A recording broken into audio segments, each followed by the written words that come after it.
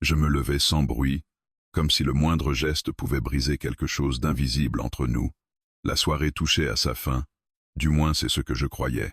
Les verres vides reposaient encore sur la table basse, témoins d'une conversation qui s'était étirée plus longtemps que prévu, glissant lentement de la légèreté vers quelque chose de plus dense, de plus chargé. L'air était tiède, presque immobile, et chaque respiration semblait résonner plus fort que la précédente. Je ramassai ma veste, la passai sur mon bras, déjà tourné vers la porte. Tout en moi disait que je devais partir maintenant, avant que ce calme étrange ne se transforme en autre chose. Avant que je ne commence à poser des questions auxquelles je n'étais pas prêt à répondre. « Tu rentres déjà ?» demanda-t-elle derrière moi. Sa voix était douce, sans insistance, mais elle me traversa comme un frisson. Je me retournai lentement. Elle était restée près du canapé, assise mais penchée légèrement en avant, les mains jointes, comme si elle hésitait elle aussi. La lumière tamisée dessinait des ombres délicates sur son visage. Elle me regardait sans me presser, sans me retenir, du moins pas encore. « Oui », répondis-je après une seconde de trop. « Il se fait tard. » C'était une excuse faible, je le savais. Nous le savions tous les deux. Elle hocha simplement la tête, se leva à son tour et fit quelques pas vers moi. Chaque pas semblait réduire l'espace, pas seulement entre nos corps, mais entre nos certitudes. Je sentis alors cette sensation familière, celle qui naît quand quelque chose d'important est sur le point d'arriver sans qu'on sache encore lui donner un nom. Mon cœur battait plus vite, et je tentais de masquer ce trouble derrière un sourire poli. « Merci pour la soirée », ajoutai-je, presque trop vite. Elle s'arrêta à quelques centimètres de moi, assez près pour que je sente la chaleur de sa présence, assez loin pour qu'un simple mouvement puisse tout arrêter. Ses yeux ne quittaient pas les miens. Il n'y avait ni défi, ni provocation dans son regard, seulement une intensité calme, presque troublante. Puis elle fit ce geste, lentement, naturellement. Sa main se posa sur moi, d'abord hésitante, juste assez pour me retenir sans me forcer. Ses doigts reposaient là, comme s'ils avaient toujours su qu'ils finiraient par trouver leur place. « Reste encore », murmura-t-elle. Le temps se figea. Ce n'était pas une demande pressante, ni une supplication. C'était une phrase simple, dite à voix basse, comme un secret qu'on n'ose confier qu'à la dernière seconde. Et pourtant, elle résonna en moi bien plus fort que n'importe quel cri. Je ne répondis pas tout de suite. Mon regard glissa vers sa main, puis remonta lentement jusqu'à son visage. Je cherchais quelque chose, un signe, une faille, une excuse, mais je n'y trouvais que cette même certitude silencieuse. Elle ne jouait pas. Elle ne testait rien. Elle exprimait simplement ce qu'elle ressentait. Une part de moi voulait reculer, dire non, sourire, promettre de se revoir, refermer la porte derrière moi et prétendre que ce moment n'avait jamais existé. C'était la solution la plus simple, la plus raisonnable. Mais une autre part, plus profonde, refusait de lâcher ce fil invisible qui venait de se tendre entre nous. Je pensais à toutes ces fois où j'étais parti trop tôt, à ces moments laissés inachevés par peur de compliquer les choses, à ce réflexe de toujours choisir la sortie avant même d'avoir exploré la pièce. Elle ne dit rien de plus. Elle ne resserra pas son étreinte, ne chercha pas à me convaincre. Sa main était toujours là, présente, patiente. C'était à moi de décider. Je sentis ma respiration changer, plus lente, plus lourde. Le silence autour de nous devenait presque palpable, comme une enveloppe fragile qu'aucun de nous n'osait percer. « Tu es sûr ?» finis-je par demander, la voix plus basse que je ne l'aurais voulu. Elle esquissa un léger sourire, pas celui qu'on affiche pour séduire, mais celui qu'on offre quand on accepte enfin de se montrer tel qu'on est. Oui, ce simple mot suffit à faire vaciller ce qui me restait de résistance. Je posai ma veste sur le dossier de la chaise, geste banal en apparence, mais qui sonnait comme une décision irréversible. Elle le remarqua immédiatement. Ses épaules se détendirent imperceptiblement, comme si elle retenait son souffle depuis plusieurs minutes. Je restai là, immobile, à quelques pas d'elle, conscient que rien n'avait encore vraiment commencé, mais que tout avait déjà changé. Il n'y avait plus d'urgence, plus d'obligation, seulement cette proximité nouvelle, chargée d'une promesse silencieuse. Nos regards se croisèrent à nouveau. Plus longuement cette fois, je remarquai des détails que je n'avais jamais pris le temps de voir, la façon dont elle penchait légèrement la tête, la douceur mêlée de détermination dans ses traits. Elle n'était plus simplement celle avec qui j'avais passé la soirée, elle devenait quelqu'un d'autre, quelqu'un d'essentiel, même si je ne comprenais pas encore pourquoi. Je fis un pas vers elle, puis un autre. Elle ne bougea pas, mais je sentis sa main se refermer légèrement, comme pour m'ancrer dans l'instant. Le monde extérieur semblait lointain, presque irréel. Il n'y avait plus que cette pièce, cette lumière, et cette décision que nous venions de prendre, sans la formuler à voix haute. Je ne savais pas ce que la nuit nous réservait. Je savais seulement que je n'étais plus sur le point de partir. Et, pour la première fois depuis longtemps, cette idée ne me faisait pas peur. Je restais là, debout, sans savoir quoi faire de mes mains, ni de mes pensées. Avoir reposé ma veste n'avait été qu'un premier pas, presque symbolique. Pourtant, ce geste continuait de vibrer en moi comme une décision trop lourde pour être ignorée. Elle me regardait toujours, mais son regard avait changé. Il n'était plus interrogatif. Il observait, attentif, comme si elle mesurait elle aussi ce que signifiait vraiment le fait que je sois resté. Je fis quelques pas vers la fenêtre, davantage pour reprendre contenance que par réel intérêt pour ce qui se trouvait dehors. La ville s'étendait sous la nuit, silencieuse à cette heure tardive. Les lumières diffuses formaient un paysage flou, presque irréel. Je m'y accrochai quelques secondes, comme à une bouée. « Tu veux boire quelque chose ?» demanda-t-elle derrière moi. Sa voix me parvint plus proche que je ne l'avais anticipé. Je me retournai et la trouvai à quelques pas seulement. Elle ne cherchait pas à réduire la distance, mais elle ne la fuyait plus non plus. Il y avait quelque chose de nouveau dans sa posture, une assurance calme, comme si le simple fait que je sois encore là lui avait donné le droit d'exister pleinement dans cet instant. « Non, ça va, répondis-je.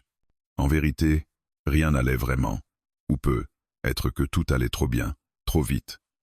Une tension sourde se logeait dans ma poitrine, mélange de désir contenu et de prudence obstinée. Je connaissais ce sentiment. Il précédait toujours les moments que je passais ensuite des mois à analyser, à regretter ou à chérir.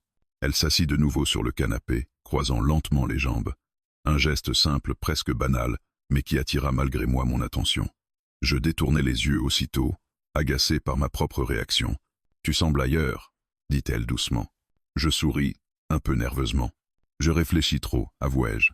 Elle hocha la tête, comme si cette réponse ne la surprenait pas. Peut-être me connaissait-elle mieux que je ne le pensais. Peut-être que cette soirée n'était que l'aboutissement de quelque chose qui se construisait depuis bien plus longtemps. Je m'assis à l'autre bout du canapé, laissant volontairement un espace entre nous. Cette distance était rassurante. Elle me donnait l'illusion d'un contrôle que je sentais déjà m'échapper. Elle ne commenta pas mon choix. Elle respecta ce silence, cette prudence, comme si elle comprenait que j'en avais besoin. « Tu sais, » dit-elle après un moment, « je n'avais pas prévu que tu restes. » Je tournai légèrement la tête vers elle. Moi non plus. Elle esquissa un sourire discret. Mais je crois que certaines choses arrivent quand on cesse de les éviter. Ces mots trouvèrent un écho immédiat. J'avais passé des années à éviter. Les attachements trop forts, les situations ambiguës, les émotions qui demandaient plus qu'un simple engagement de surface. Et pourtant, me voilà, assis dans son salon, incapable de partir, incapable aussi de m'abandonner complètement. Il y a des limites, répondis-je prudemment, des frontières qu'on ne franchit pas sans conséquence. Elle me regarda alors plus directement, sans se départir de son calme. Je sais, je ne te demande pas de les ignorer, juste de reconnaître qu'elles existent. Cette réponse me déstabilisa plus que je ne voulais l'admettre. Elle n'essayait pas de me convaincre, elle n'essayait même pas de me séduire. Elle posait simplement une vérité entre nous, nue et honnête. Le silence revint s'installer. Mais il n'était plus inconfortable. Il avait changé de texture. Il était dense, habité. Je sentais sa présence à côté de moi, la chaleur qui s'en dégageait, même sans contact. Chaque mouvement, chaque respiration semblait amplifiée. Je pensais à ce que cela impliquait. Rester signifiait accepter de ne plus faire semblant, de ne plus prétendre que cette proximité était anodine. Cela signifiait aussi risquer quelque chose. Perdre un équilibre fragile peut être même une version rassurante de moi-même. Et si on regrettait ? Demandai-je enfin. Elle baissa les yeux un instant, comme si elle considérait la question avec sérieux. Le regret fait partie du risque, dit-elle. Mais je crois que l'absence de regret peut être encore plus lourde à porter. Je ne trouvais rien à répondre. Ces mots s'insinuaient en moi, lentement, méthodiquement.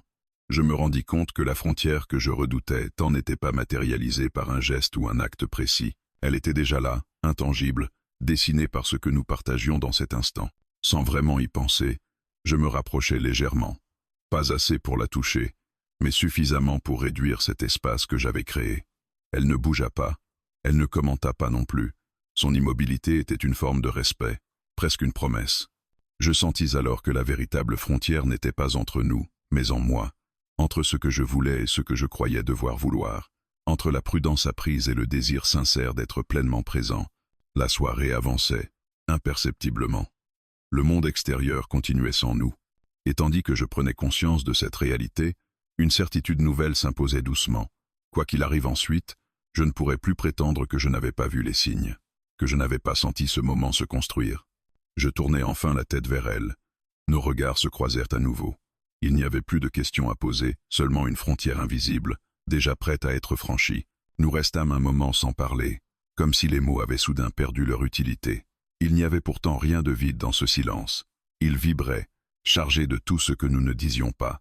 Je sentais sa présence à côté de moi, avec une acuité nouvelle, presque troublante.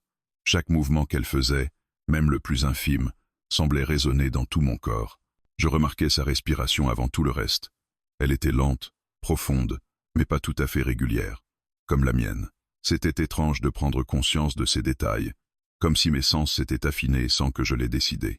Je pouvais presque deviner ce qu'elle ressentait, non pas parce qu'elle me le montrait, mais parce que son corps parlait pour elle. Elle se tourna légèrement vers moi, juste assez pour que nos genoux se frôlent. Le contact fut bref, presque accidentel, mais il déclencha en moi une onde immédiate. Je ne me retirai pas. Elle non plus. Ce simple frôlement suffisait à dire que quelque chose avait déjà commencé, même si nous n'osions pas encore lui donner une forme précise. « Tu es tendu », murmura-t-elle. Je souris sans répondre. Elle avait raison.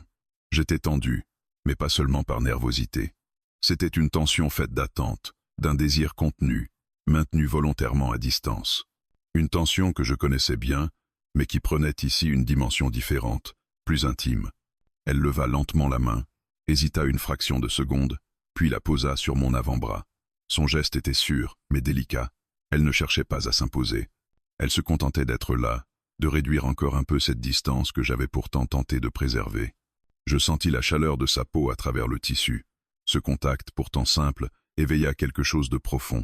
Je pris conscience de mon propre corps, de la façon dont il réagissait malgré moi. Je n'avais plus envie de réfléchir, plus envie d'analyser chaque conséquence possible. J'avais envie de rester dans cet instant, sans projection, sans défense. Je tournai légèrement la tête vers elle. Nos regards se croisèrent à nouveau, mais cette fois, quelque chose avait changé. Il n'y avait plus cette retenue prudente du début de soirée. Ses yeux étaient plus ouverts, plus francs. Elle ne cherchait pas à lire mes pensées. Elle attendait simplement que je sois là, vraiment. Sans m'en rendre compte immédiatement, je posai ma main à mon tour, non pas sur elle, mais sur le coussin entre nous, comme une étape intermédiaire, un compromis silencieux. Elle remarqua le geste et esquissa un sourire presque imperceptible. Un sourire qui disait qu'elle comprenait ce rythme lent, cette progression mesurée. Je me rapprochai encore un peu. L'espace entre nous se réduisit à presque rien. Je pouvais sentir son parfum, discret, mêlé à quelque chose de plus personnel, plus intime. Ce n'était pas une odeur travaillée, mais celle de sa peau, de son quotidien, et cette proximité me troubla plus que je ne l'aurais cru. « On peut prendre notre temps », dit-elle doucement, comme si elle lisait mes hésitations. Ces mots eurent sur moi un effet apaisant. Ils effaçaient toute urgence, toute pression. Il n'y avait rien à prouver, rien à atteindre, seulement être là, ensemble, dans cette lenteur assumée. Je laissai enfin ma main glisser jusqu'à la sienne. Je ne la saisis pas tout de suite. Je laissai mes doigts effleurer les siens, à peine, comme pour m'assurer que ce geste était réel. Elle répondit en refermant doucement sa main sur la mienne. Ce contact, plus affirmé, mais toujours tendre, fit battre mon cœur plus vite. Je pris conscience alors de la manière dont nos corps s'étaient naturellement orientés l'un vers l'autre. Nos épaules se touchaient presque, nos jambes étaient alignées. Sans décision consciente, nous avions cessé de nous protéger. Je sentis son pouce tracer un mouvement lent sur ma peau. Rien d'insistant, rien de calculé. Juste un geste instinctif, comme si ses mains savaient déjà ce qu'elles faisaient avant même qu'elles ne l'analysent. Ce mouvement simple me donna la sensation étrange d'être vu, reconnu, accepté dans cet instant précis. Je fermai les yeux un instant, laissant cette sensation m'envahir. Quand je les rouvris, je constatais qu'elle m'observait avec une attention presque troublante. Il n'y avait ni impatience ni attente dans son regard. Seulement une présence totale, offerte. Je me rapprochai encore, jusqu'à ce que nos fronts soient presque en contact. Je pouvais sentir sa respiration contre la mienne. Le temps semblait s'étirer, suspendu à cet infime espace entre nous. Je savais que ce moment avait une importance particulière, non pas par ce qu'il promettait, mais par ce qu'il révélait. Je posai doucement mon front contre le sien. Elle inspira profondément, sans reculer. Ce geste, d'une simplicité désarmante, fit tomber la dernière barrière que je maintenais encore. Il n'y avait plus de frontière claire entre ce que je ressentais et ce que je montrais. Nous restâmes ainsi quelques secondes, immobiles, reliés par ce point de contact. Je sentais son souffle, sa chaleur, la manière dont son corps s'accordait au mien. Il n'y avait rien de précipité, rien de flou non plus. Tout était étonnamment clair. Quand je reculai légèrement, ce fut pour mieux la regarder. Ses yeux étaient brillants, mais calmes. Elle ne cherchait pas à me retenir davantage. Elle me laissait l'espace de continuer, ou de m'arrêter. Ce respect silencieux renforçait encore ce que je ressentais. Je compris alors que ce que nous partagions n'était pas seulement une attraction ou une tension accumulée. C'était un dialogue silencieux, un échange où chaque geste comptait autant que chaque silence. Nos corps parlaient une langue que nous n'avions jamais apprise, mais que nous comprenions instinctivement. Et dans ce langage nouveau, je découvrais quelque chose d'inattendu, une forme de confiance, fragile mais sincère, qui rendait chaque instant plus intense que je ne l'aurais imaginé. Je ne savais pas encore jusqu'où cette nuit nous mènerait. Mais je savais désormais une chose avec certitude. Je n'étais plus simplement resté par curiosité ou par faiblesse. J'étais resté parce que, dans ce dialogue silencieux, je me sentais enfin pleinement présent. Je ne sais pas combien de temps nous restâmes ainsi, proches sans être pressés, reliés par quelque chose de plus fort que le simple désir. Le temps avait perdu sa consistance habituelle. Il ne se mesurait plus en minutes, mais en respiration, en silence, en regard prolongé. Et puis, sans prévenir, elle se détacha légèrement de moi. Pas pour fuir, pas pour rompre ce lien, juste assez pour pouvoir parler. Elle se leva lentement et alla vers la cuisine, comme si ce mouvement lui permettait de reprendre pied dans la réalité. Je l'observais faire, conscient que quelque chose venait de basculer. Son dos me faisait face. Elle posa ses mains sur le plan de travail, inspira profondément. Ce simple geste avait quelque chose de fragile, presque vulnérable. « Il y a quelque chose que je ne t'ai jamais dit », dit-elle enfin. Sa voix était calme, mais je sentis immédiatement qu'elle portait un poids. Je me levai à mon tour et m'approchai, sans la toucher. Je ne voulais pas interrompre ce moment. Je compris instinctivement que ce qui allait suivre n'était pas anodin. Elle resta silencieuse quelques secondes encore, comme si elle cherchait la bonne manière de formuler ce qu'elle gardait en elle depuis longtemps. « Je fais souvent semblant d'être plus forte que je ne le suis, » reprit-elle, plus détachée aussi. Je ne dis rien, je l'écoutais, vraiment. Pas comme on écoute par politesse, mais comme on écoute quand on sait que chaque mot compte. « Les gens pensent que je sais toujours ce que je veux, » continua-t-elle, « que je maîtrise les choses. Et parfois, je les laisse croire ça, parce que c'est plus simple. » Elle se tourna enfin vers moi. Son regard n'était ni triste, ni dramatique. Il était honnête, nu. « Mais ce soir, quand tu t'es levé pour partir, j'ai eu peur, » avoua-t-elle. Ces mots me frappèrent plus fort que je ne l'aurais cru. Je n'avais pas imaginé un instant que mon départ puisse provoquer cela. Pour moi, il n'avait été qu'un réflexe, une habitude. Pour elle, il avait visiblement signifié bien plus. « Peur de quoi ?» demandai-je doucement. Elle haussa légèrement les épaules, comme si la réponse était à la fois simple et difficile à accepter. Peur que ce soit encore une fois un moment qui s'arrête trop tôt. Peur de me dire que j'aurais dû dire quelque chose et de ne pas l'avoir fait. Je sentis une chaleur étrange envahir ma poitrine. Ce qu'elle exprimait là dépassait largement le cadre de cette soirée. C'était une accumulation de silences passés, de mots retenus, de choix faits par défaut. Je fis un pas vers elle. « Pourquoi moi ?» demandai-je, presque malgré moi. Elle sourit faiblement. « Je me suis posé la même question, » répondit-elle. « Peut-être parce qu'avec toi, je n'ai jamais eu l'impression de devoir jouer un rôle. » Ces mots résonnèrent en moi longtemps, après qu'elle les eut prononcés. Je compris alors que ce que nous vivions ne s'était pas construit en une soirée. Il y avait eu des regards auparavant, des conversations en apparence anodines, des silences partagés, des signaux que nous avions tous deux perçus sans jamais les nommer. « Je ne voulais pas te mettre dans une position inconfortable, » ajouta-t-elle. « Je savais que te demander de rester, c'était risqué. » Je m'approchai encore, jusqu'à me tenir juste devant elle. Cette fois, je posai doucement ma main sur le plan de travail, près de la sienne. Pas sur elle, pas encore. Je voulais qu'elle sache que j'étais là, présent, sans l'envahir. « Tu ne m'as rien imposé, dis-je. Tu as juste été honnête. » Elle releva les yeux vers moi. Il y avait dans son regard une émotion contenue, quelque chose qu'elle retenait depuis trop longtemps. « Je ne suis pas habitué à ça, » avoua-t-elle, à dire ce que je ressens avant qu'il ne soit trop tard. Je pris une inspiration profonde. Moi non plus, à vrai dire. J'avais passé tant de temps à me protéger que j'en avais presque oublié comment on faisait pour se rendre vulnérable sans se perdre. Peut-être qu'on apprend ensemble, répondis-je simplement. Elle me regarda longuement, comme si elle cherchait à vérifier la sincérité de mes mots. Puis, lentement, elle retira ses mains du plan de travail et les laissa retomber le long de son corps. Ce geste avait quelque chose d'abandon, mais aussi de confiance. « Ce que je ressens pour toi me fait peur, » dit-elle à voix basse. Pas parce que c'est intense, mais parce que c'est calme. Je compris exactement ce qu'elle voulait dire. Ce n'était pas une tempête, c'était une profondeur tranquille, une évidence qui s'installait sans bruit. Moi aussi, admis-je. Ces deux mots furent être les plus importants que j'ai prononcés depuis longtemps. En les disant, je sentis quelque chose se relâcher en moi, comme si reconnaître cette peur lui ôtait une partie de son pouvoir. Je tendis enfin la main vers elle. Cette fois, je la touchai. Pas pour attirer, pas pour presser. Juste pour établir un contact réel, tangible. Elle ferma brièvement les yeux lorsque mes doigts se posèrent sur sa peau. Un soupir léger s'échappa de ses lèvres, pas de soulagement, mais d'acceptation. Nous restâmes ainsi, immobiles, conscients que cette révélation avait changé la nature de ce qui se jouait entre nous. Il ne s'agissait plus seulement d'une nuit, ni même d'un désir partagé. Il s'agissait de ce que nous étions prêts à risquer en étant honnêtes. Je compris alors que ce qui n'était pas prévu n'était pas ce moment d'intimité, mais cette vérité mise à nu. Et, étrangement, je me sentais prêt à l'accueillir. Le silence qui suivit n'avait plus rien de fragile. Il était dense, posé entre nous comme une matière nouvelle, façonnée par ce qui venait d'être dit.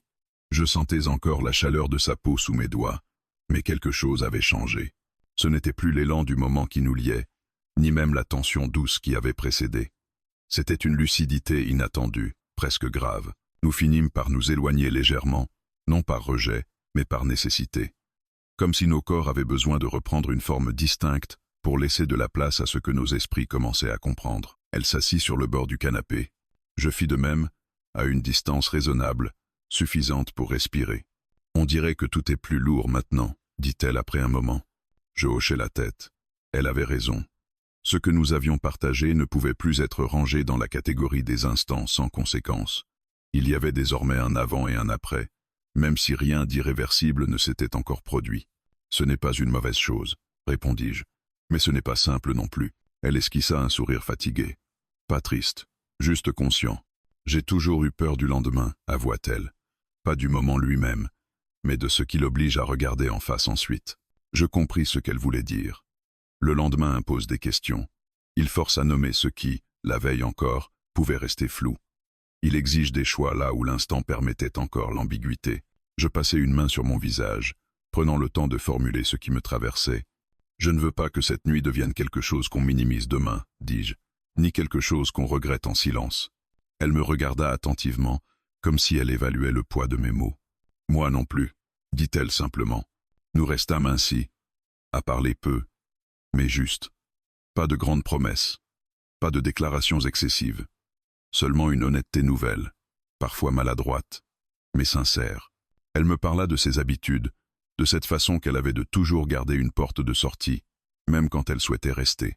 Je lui parlais de mon réflexe de retrait, de cette peur de m'attacher à quelque chose que je ne pourrais pas contrôler. Plus le temps passait, plus je réalisais que ce qui me troublait le plus n'était pas ce qui avait eu lieu, mais ce qui pourrait suivre. L'idée qu'un lien puisse se construire à partir de cette nuit, lentement, sans éclat, me semblait à la fois rassurante et effrayante. La fatigue finit par s'inviter, discrète, mais persistante. Elle se leva pour préparer du thé, geste simple, presque domestique, qui donna à la scène une étrange normalité. Je l'observais faire, conscient que cette banalité était en réalité lourde de sens. Nous n'étions plus dans un instant suspendu hors du temps. Nous étions déjà dans l'après. « Tu peux rester dormir si tu veux », dit-elle sans se retourner. Il n'y avait aucune attente cachée dans sa voix. Elle posait l'option là, honnêtement, comme on tend une possibilité sans l'imposer. Je restai silencieux quelques secondes. Cette proposition, plus encore que le reste, me força à regarder mes propres limites. Rester dormir signifiait prolonger cette intimité dans un territoire encore plus fragile. Partir maintenant, en revanche, aurait donné à cette nuit une fin claire, presque rassurante. « J'ai peur que ça complique tout, avouai-je. » Elle se tourna vers moi, tenant 2 tasses fumantes. « Peut être, » répondit-elle. « Mais partir peut compliquer les choses aussi. » Je pris la tasse qu'elle me tendait. Nos doigts se frôlèrent brièvement. Ce contact, pourtant anodin, me rappela combien tout était devenu sensible. « Je ne veux pas que demain efface ce qu'on a partagé ce soir », ajouta-t-elle. Ces mots me touchèrent profondément. Je réalisais alors que le poids du lendemain n'était pas seulement fait de doutes et de peur. Il était aussi porteur d'une responsabilité nouvelle, celle de ne pas trahir la sincérité de l'instant. Je me levai à mon tour, faisant quelques pas dans la pièce, comme pour réfléchir en mouvement. Les murs me semblaient différents, chargés désormais d'une mémoire naissante. Chaque objet, chaque recoin, semblait avoir été témoin silencieux de ce qui s'était joué entre nous. « Je crois que j'ai besoin d'y aller cette nuit », dis-je finalement. Pas pour fuir, mais pour pouvoir revenir sans me mentir. Elle m'observa longuement. Je craignais une déception, une tristesse mal dissimulée. Mais ce que je vis dans son regard fut autre chose, une compréhension calme. « Je respecte ça », dit-elle doucement. « Merci de me le dire comme ça. » Je m'approchai d'elle. Cette fois, il n'y avait plus de tension. Juste une proximité simple, presque apaisée. Je posai mes mains sur ses épaules, geste lent, réfléchi. Elle posa les siennes sur mes bras, sans me retenir. « Le lendemain n'effacera pas cette nuit », dit-elle. Quoi qu'il arrive, je hochai la tête, incapable de répondre autrement. Je sentais que cette phrase était vraie et qu'elle me suivrait bien après avoir franchi la porte. Lorsque je remis ma veste, le geste n'avait plus la même signification que quelques heures plus tôt. Ce n'était plus une fuite, c'était une pause nécessaire. À la porte, nous nous regardâmes une dernière fois. Il n'y eut ni baiser précipité, ni promesse murmurée. Seulement un échange silencieux, lourd de ce qui restait à écrire. En sortant, je compris que le lendemain ne serait pas un simple retour à la normale. Il serait une continuité, exigeante et incertaine, de ce que nous avions osé reconnaître cette nuit-là. Et, pour la première fois depuis longtemps, cette idée ne me semblait pas insurmontable. Le lendemain arriva sans fracas.